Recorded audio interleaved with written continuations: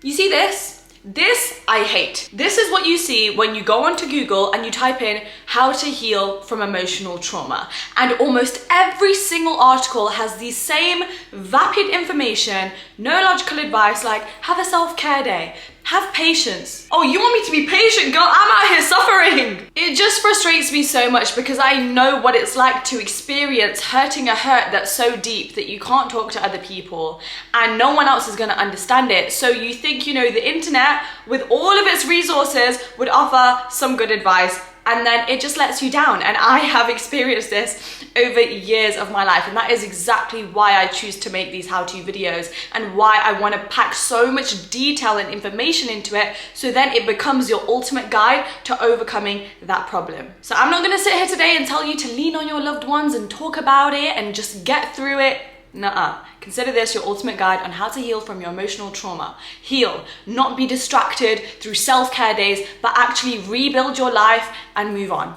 Chapter number 1, beginning the healing process. And this has to start with understanding a little bit about what trauma actually is. Now, trauma isn't just about the event that happens to you, but it's equally just as much about the response that you have to that event. For example, let's say that your trauma is that you were in a toxic relationship and you survived narcissistic abuse from that relationship. This is my personal experience, and I'll be referencing this example throughout the video. So you think your trauma is the fact that you were in a very deeply painful relationship, but your trauma is actually also the aftermath of it. The way that you keep criticizing yourself. Why did I stay so long? I can't believe I fell for somebody like that. You're constantly judging yourself. And now you also have to experience the pain of coming to terms with yourself after losing yourself in certain ways because you experienced that trauma. And for that reason, it is important to note before you watch this video, healing starts with discomfort. It is at the root of it. The only way to heal is to actually face your pain head on. And when you try to suppress your feelings, ignore them, or run away from them, you are also running away from yourself. Healing is a journey. It's not an event, okay? It's about progress over perfection. And a lot of the times we think that we've healed and one day we're doing great and the next we feel like we're back to square one and we're a failure. We don't know how to heal and we didn't overcome things. No, that doesn't mean that you're doing healing wrong. That means that you were brave enough in the first place to embark on this journey. It takes time and it has its ups and downs, but you have to embrace them because they won't last forever. All of the downs you are about to have in this journey will teach you just as much as the ups. So everyone says there are 5 stages to processing grief or trauma. These are denial, anger, bargaining, depression, and finally acceptance. But I disagree with this. I've made up my own 9 stages of starting the healing process through my own experiences with it, so let's get into it. More often than not, we actually try to avoid our trauma and we start the process of self-blame. Oh, but I shouldn't have put myself into that situation, or I shouldn't have been so sensitive, or other people have it worse, so I should just get over it.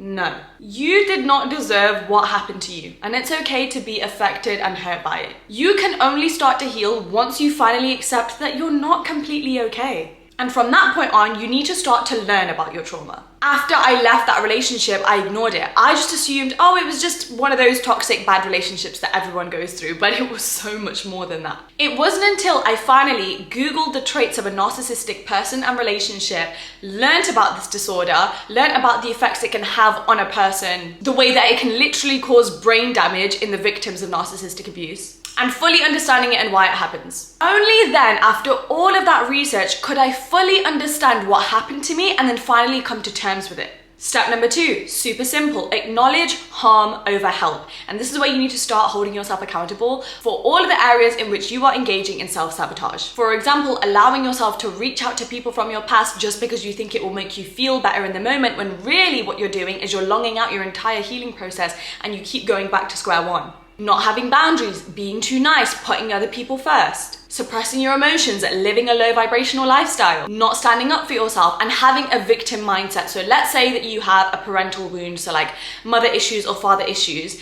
Your help over harm is to start reparenting yourself rather than re-traumatizing yourself by constantly going over the issue, consistently having grudges and blaming, and not focusing your attention on what you can actually control, which is your behavior and your life. I'm going to teach you how to reparent yourself later on in the video. Step number 3, embrace the suffering. You are not a robot, girl. Why are you beating yourself up for crying?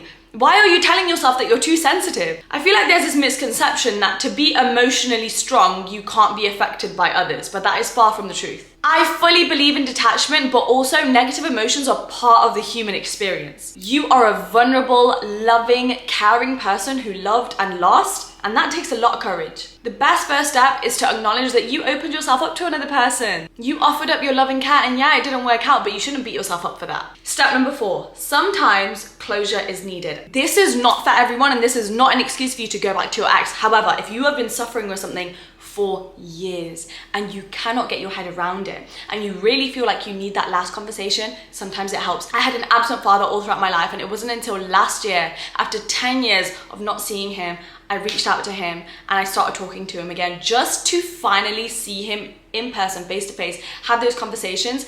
And I went through my entire teenage years with this father wound affecting me every single day. Since last year, having a couple of conversations and then cutting him off for good, the situation doesn't bother me at all. I feel like that one step finally fully healed me. Same with traumatic relationships in the past. I reached out to my ex 1 whole year after the breakup just to have one last conversation. I realized he hadn't changed. I realized it was completely in his character the way that he was. I realized it was never going to work out, and it put me off him for good. Sometimes you just need to have it out with people so you don't spend the rest of your life wondering what if. Step number 5, take responsibility for your life. You have to quit the whole, I am the way I am because this happened to me. I react like this because of the way my childhood was. Yeah, but that triggered me because of what my mum and dad did to me. When you say phrases like these, you are giving your past all of the power to run the rest of your life. So now you need to start shifting your speech and thought patterns. So instead you'll say, oh, okay, well, I reacted like that because I was triggered from an event that I'm still working through. That way, you're making it a habit to remember this is only temporary. You won't be this way forever, and your trauma won't affect you forever. And it's a constant reminder to yourself that you will heal, and it's a process that you're going to get to the end of. Step number 6, let go of expectations and shift your focus. I have dealt with parental trauma, and it took me years to get over it and stop hurting about it on a daily basis. And the uncomfortable truth I learned is that we have the power to change our stories no matter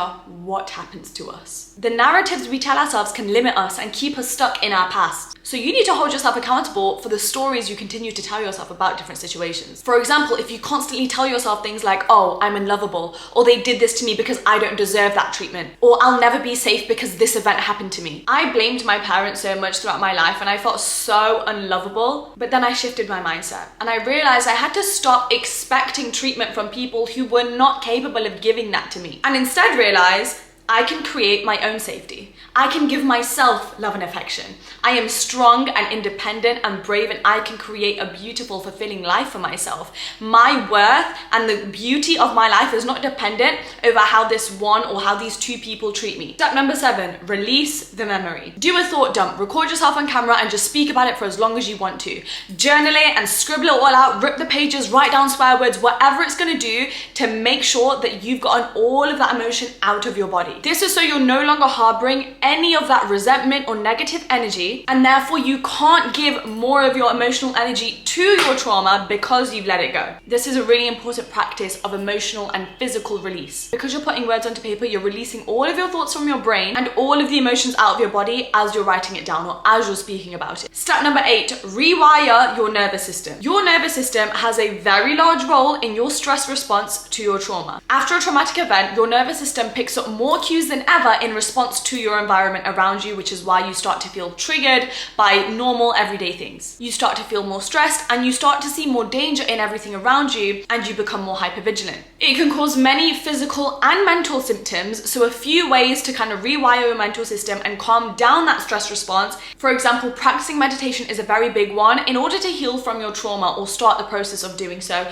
you have to disconnect from your ego and from the thoughts in your brain. This links into that narrative that we constantly tell ourselves, which just keeps re-victimizing ourselves and making sure that we live in our trauma for a longer period of time. Breathing, sitting still, doing yoga, eating, even just taking a cold shower grounds you and calms the stress response in your body. Cold exposure, exercise, and taking deep breaths are the best ways to fix your nerves and begin the process of emotional regulation. And lastly, step number 9, you must accept the event. It's as simple as saying to yourself, I went through XYZ event and this person took advantage of me. A lot of the times we can't heal because the energy from our trauma won't leave our body because we're not accepting it. You have to face the truth. Yes, it might be embarrassing. Oh, I got with that person for the 6th time. Or I trusted this person and they hurt me again. Or I put myself in a vulnerable situation and I was taken advantage of, or I was made a fool, or I fell in love with an abuser. You are avoiding the pain because you're letting your ego run the show, and that is what is keeping you stuck. So instead, you need to confront it, quiet the mind and the ego, and literally say to yourself, these are the events that happened.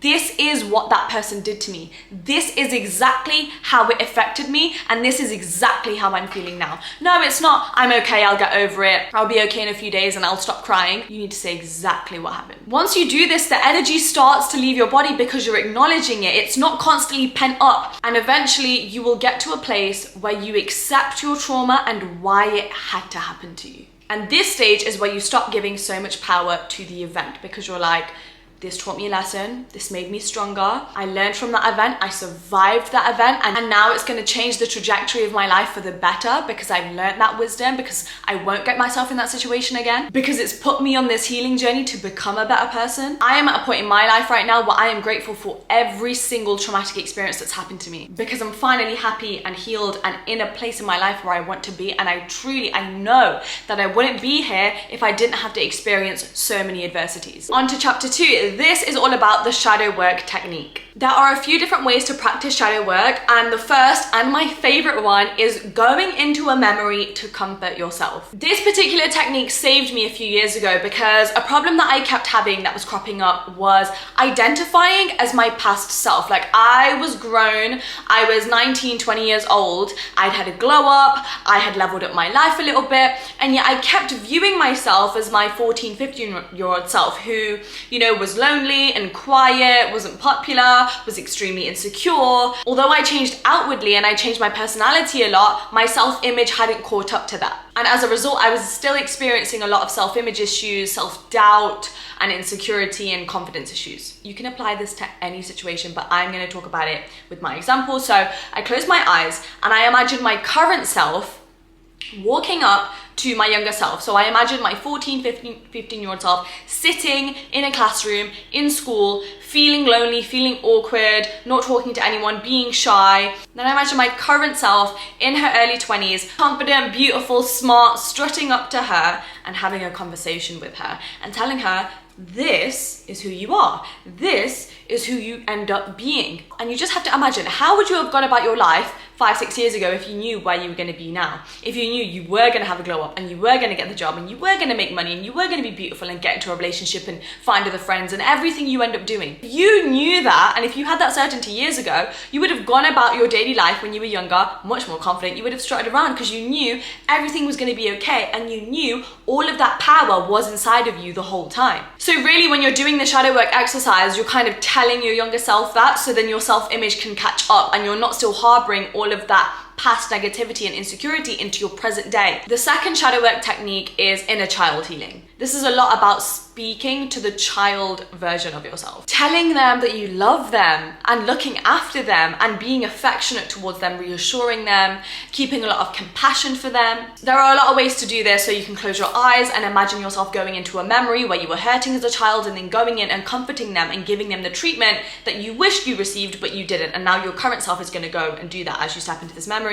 Or you can have a picture of your younger self. When I was going through a lot of confidence issues and I was also suffering from imposter syndrome, I went through a phase where for about 2 to 3 months I kept an image of my 4-year-old self on my mirror. So every day when I got ready, I was acknowledging she is still inside me. That is who I am still, and she deserves respect and compassion and kindness. So every single day I shouldn't be critiquing myself and judging myself and telling myself I'm not doing enough, because she doesn't deserve that. Another way to do it is to write a letter for yourself, journal about it, like writing a letter saying all of the things that your inner child really needed to hear. My favorite way of practicing inner child healing is whenever I'm kind of going through it or I feel hurt or I'm crying, I close my eyes and I picture my 5-6-year-old self running into my arms. And then me, my current 22-year-old self, just holding her so tightly in my arms and comforting her and creating a safe space for her and letting her also be sad and cry in my arms and like look after her and kind of be her parent figure in a way. And the last way to practice inner child healing is to recreate your favorite childhood activities. So you need to spend a day or just schedule an hour once a week to make time to do all of the things you loved as a child. You can be silly and goofy and you just need to be your full authentic self and go back to your roots. Like what brought you an immense sense of joy when you were younger that after a while you stopped doing because you had to get realistic or you had to grow up and be cool. Like no, okay? If you want to go outside and run around your garden,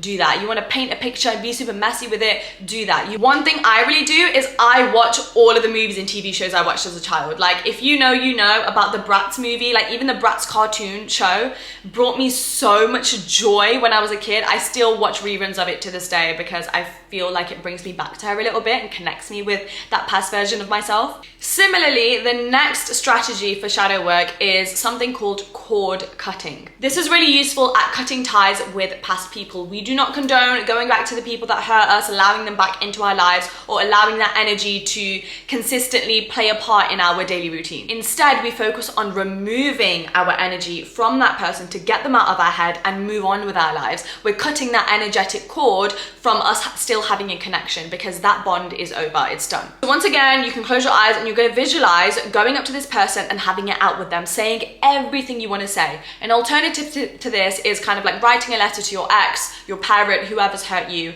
and writing down everything you want to get off your chest so it's all out of your head and your body. When you're visualizing having it out with them, having that final conversation, you're going to get it all off your chest and then you're going to turn around and you're going to walk away. And then you're going to visualize as you're walking away all of that negativity, all of that past trauma and those painful experiences being left with them as you are walking away from them with your back turned towards them. As you're walking away from them, you're going to imagine you see a line drawn on the floor and you're going to step over the line.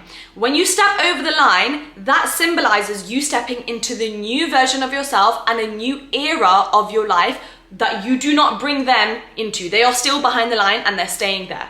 Okay, now there's like this energetic force field where the line is. You now can't return back to where that person's standing. When you're visualizing this in your imagination, you need to act like you literally can't step through like this invisible glass where you've left that person behind with all of the emotions and the trauma left with them. Then you're kind of signaling to your brain that now there's a separation between you and that person and you and that event. And as you're walking away, once the cord has been cut, you can feel your energy and all of yourself get bigger and brighter and happier and more hopeful. And that process right there is what is happening to you in your life right now. Now that they're no longer in your life, you are in a new phase that you didn't bring them into. This is full of opportunity for you. You haven't brought them into this new phase. So if you keep going back, then that means you can't keep moving forward. The next shadow work strategy is called the Q&A technique. This is where you keep questioning your limiting beliefs over and over again so that you can get to the root of your trauma and stop giving it so much belief and logic. A really great way to do this is with a journal. So at the top of your page, you'll write your limiting belief. Let's say it's, I feel really undesirable. Why do you feel undesirable? Because I've been single for a really long time. Why is being single for a really long time an issue? Because I feel like that means I'm unattractive and I'll never find anybody again.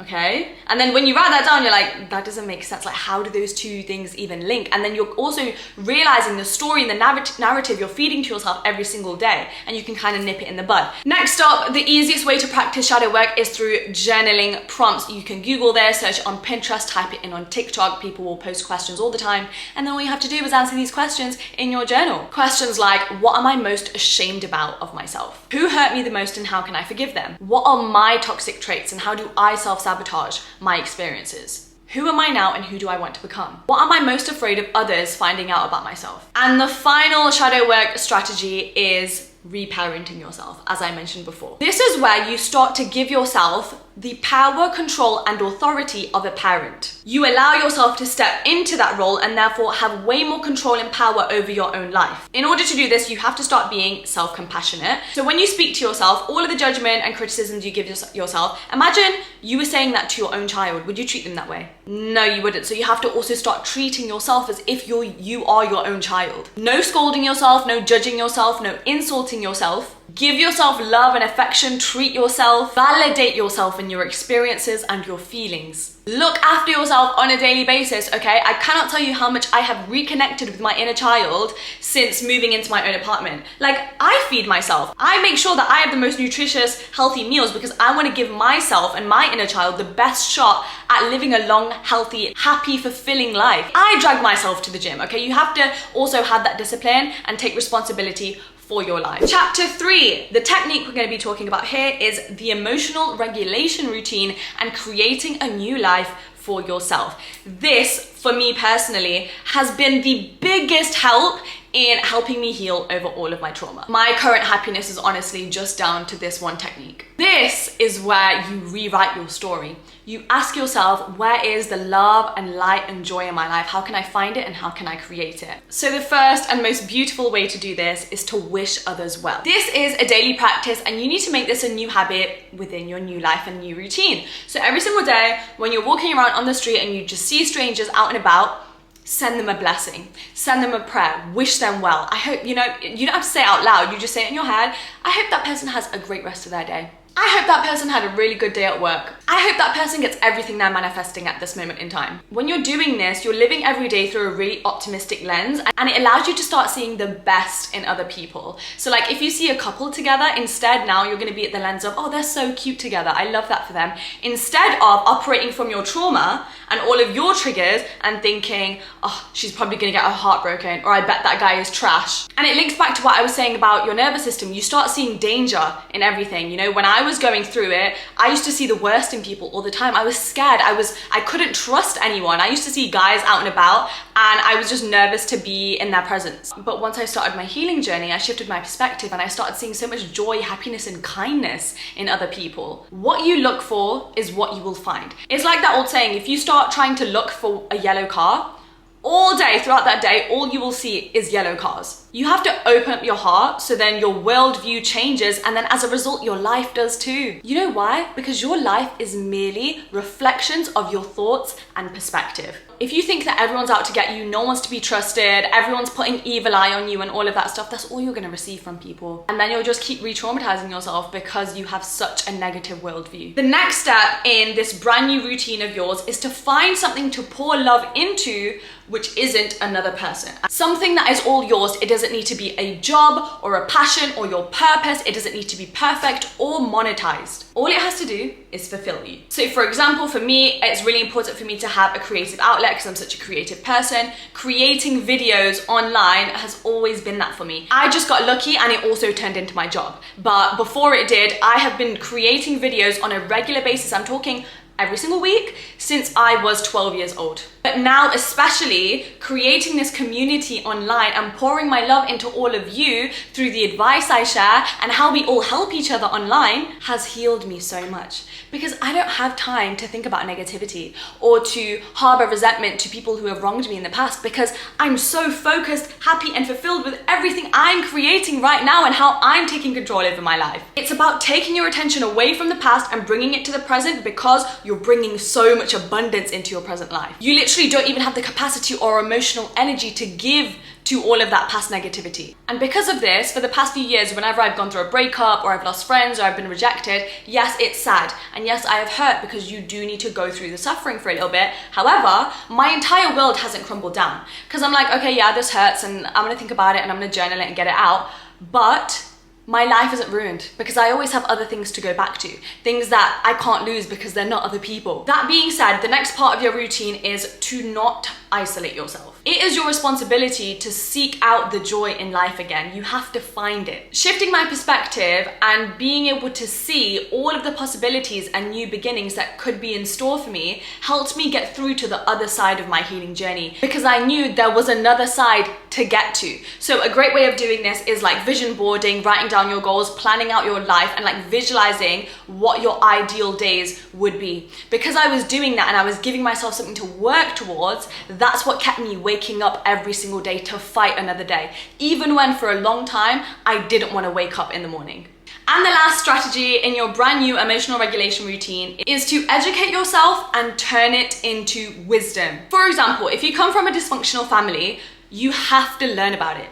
buy the books about living in a narcissistic family, dysfunctional family, having a mother wound or a father wound, and then put yourself in their shoes, because that is all you can do. You can't control somebody else's behavior, you can't make them treat you right, but you can try to understand them to grant your own peace of mind. If you don't, and you keep feeling sorry for yourself and putting blame on everybody else constantly, even if it is their fault, you still shouldn't do this, because then you're constantly stuck in a victim mentality for the rest of your life. Educating yourself about the problem or about the person so you can understand it means that you can make your peace with it and then move on knowing it was never personal, and therefore makes you less vulnerable to that problem, which lessens your trauma over time. So one instance where this really stands out was I was in a relationship with someone who was extremely emotionally unavailable and like really played with my feelings, and it took me 6 to 7 months where I was just so heartbroken. I was thinking about this person every single day. I couldn't stop thinking about them. It really impacted my self-esteem until I Googled emotionally unavailable people, emotionally unavailable relationships, and I realized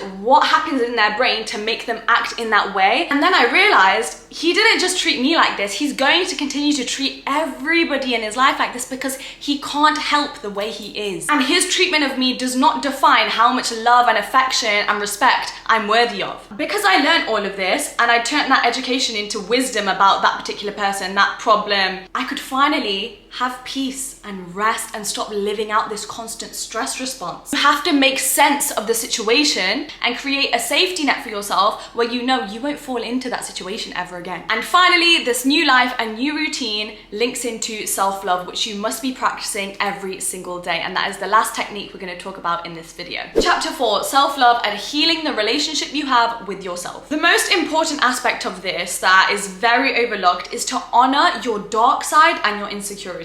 Become one with them and love and appreciate them just as much as you do with your strengths. For example, other people made me feel shame, and as a result I felt shame about the way that I kind of put myself out there, the way that I spoke, the way that I dressed, carried myself. But I stopped labeling that as a weakness and I used it as my strength instead. I now strut out in the most extravagant outfits. I turn up to every event extremely overdressed because that's my style. That's what makes me feel confident, and that's beautiful. Yeah, I talk fast and I talk loud and I'm very energetic and chaotic and out there, but there are some people in the world who are going to love that about me. And even if they don't, I love that about myself because I show up to every conversation with so much energy and I'm bubbly and I show other people the excitement I feel, and I'm so expressive of my emotions, and that's a beautiful thing about myself. I'm going to tell myself that narrative as opposed to you're too loud and it's annoying and you need to quiet down and be more ladylike and blah blah blah. Another part of my dark side was that I constantly had so much self-doubt, thinking I wouldn't achieve anything. I really suffered with imposter syndrome too. So I started having more self-compassion, like I said before, looking at the picture of my younger self and realizing that's me and I deserve patience and love and I deserve second chances. I'm gonna mess up and make mistakes and that's okay. That doesn't make me any less smart. That doesn't make me any less lovable. Realizing that you are enough without having to do anything or earn anything or get anything. You don't need to perfect life, okay? Even if you've skipped the gym for a whole month, you're still lovable and you're still doing great. Even if you had an off day, you deserve respect and admiration because look at you, waking up every day, trying to give it your best shot. The next step into healing your relationship with yourself is to shift your focus and fall in love with yourself. Okay, self-love is gonna save you every single time. Every day we find a million new things that are wrong with us, okay? Every single day there's a new insecurity that comes out, something we need to fix about ourselves, something we need to hide, and I'm sick of it.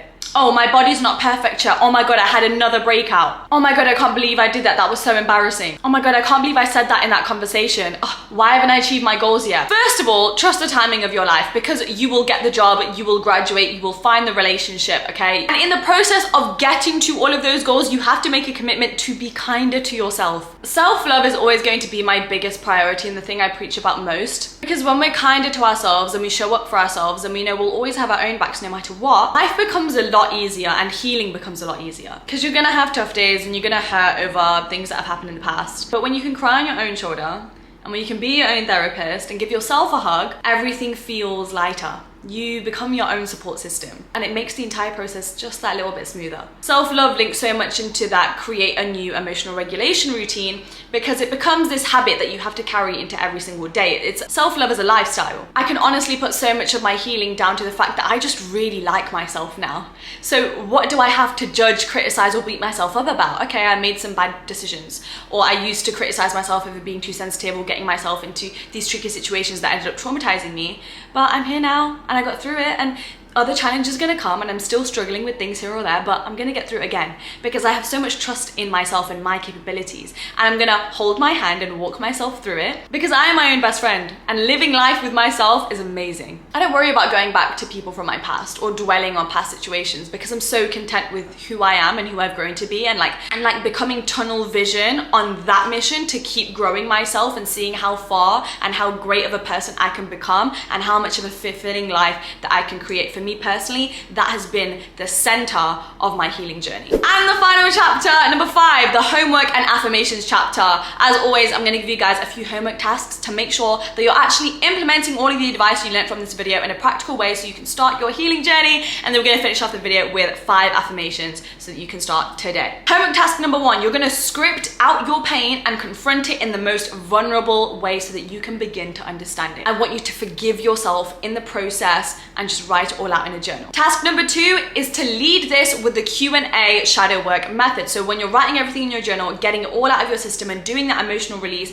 you're gonna start questioning everything you wrote in the narrative that you've been telling yourself to get to the root of your trauma so that you can understand it and work back from it. Homework task number 3, I want you to find a picture of your younger self, either on your phone or like an actual picture, stick it on your mirror, set it as your wallpaper, look at it a couple of times this week and speak kind words to yourself. Visualize your younger self, show them some compassion and affection. Homework task number 4, go onto Google, type in shadow work journal prompts, pick out some questions that align with you and what you're struggling with at the moment, and answer the questions in the journal. Homework task number 6, you can go to the link in the description and join our Discord. If you didn't already know, I have a Discord channel where so many of us, I think we're on 1,000, 2,000 members, come together and we have a channel called Deep Chats and Healing, and everybody kind of comes together and vents to each other. You guys give each other such great advice. It's such a wholesome, loving space. I read through it quite a bit and it's such a supportive network of people. Homework task number 6, you're gonna watch the following videos on my channel if you haven't already. My boundaries video, my self-validation video,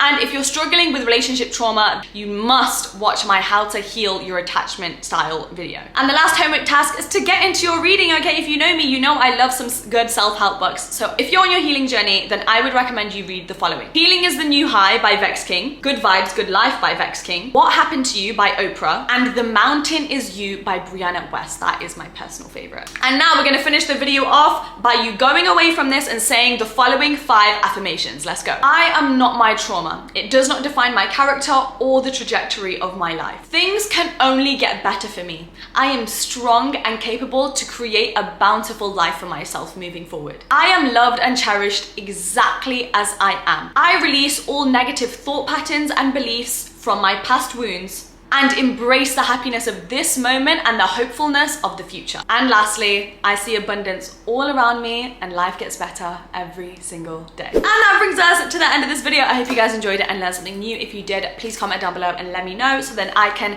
learn from you guys and continue to make these videos better and better. If you're not already, make sure you're following me on Instagram so we can be besties, and check out my jewelry brand. Did you know I run a jewelry brand and then we can be twinning? I'm wishing you the best on your healing journeys. I'm so proud of you for putting in the work to learn about how you start. You got this. I appreciate you. I'll see you in the next video. Bye.